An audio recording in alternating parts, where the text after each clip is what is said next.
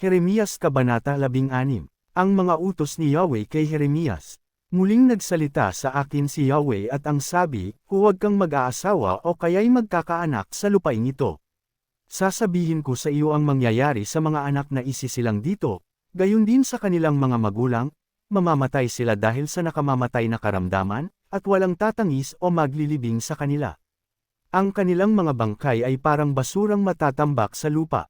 Sila'y mapapatay sa digmaan o mamamatay sa matinding gutom, at kakainin ng mga buwiter at mababangas na hayop ang kanilang mga bangkay.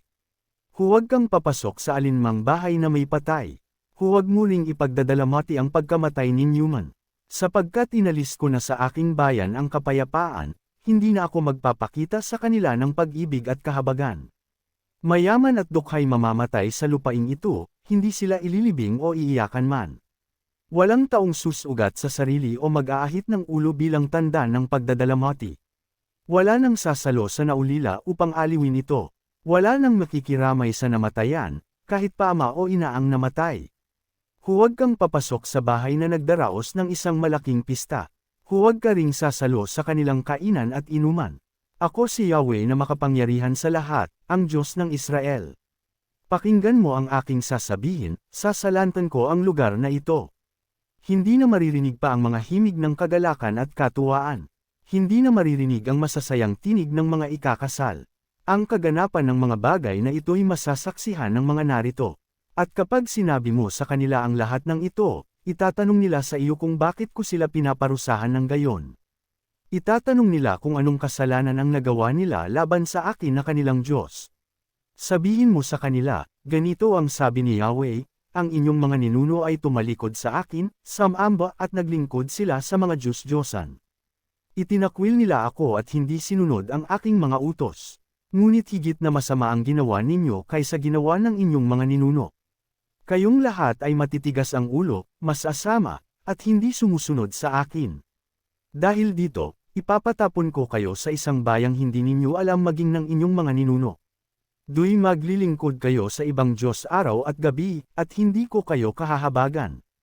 Ang pagbabalik mula sa pagkatapon.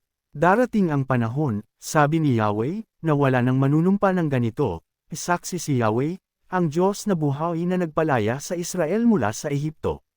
Sa halip, ang sasabihin nila ay, saksi si Yahweh, ang Diyos na buhay na nagpalaya sa Israel mula sa lupain sa Hilaga, at mula sa iba't ibang bansang pinagtapunan sa kanila. Ibabalik ko sila sa sarili nilang bayan, ang lupaing ibinigay ko sa kanilang mga ninuno. Akong si Yahweh ang nagsasalita. Ang darating na kaparusahan. Magpapadala ako ng maraming mangingisda upang hulihin ang mga taong ito na gaya ng isda. Magsusugurin ako ng maraming mangangaso upang hanapin sila sa bawat bundok at burol, pati sa mga guwang ng mga bato. Akong si Yahweh ang nagsasabi nito. Nakikita ko ang lahat ng ginagawa nila. Walang anumang mate at tagaw sa akin, hindi mawawala sa aking paningin ang kanilang mga kasalanan. Magbabayad sila ng makalawang beses sa kanilang mga kasalanan at kasamaan sapagkat nilapastangan nila ang aking lupain sa pamamagitan ng pagsamba sa mga Diyos-Diyos ang walang buhay at kasuklam-suklam na gawain. Ang panalangin ng pagtitiwala ni Jeremias kay Yahweh.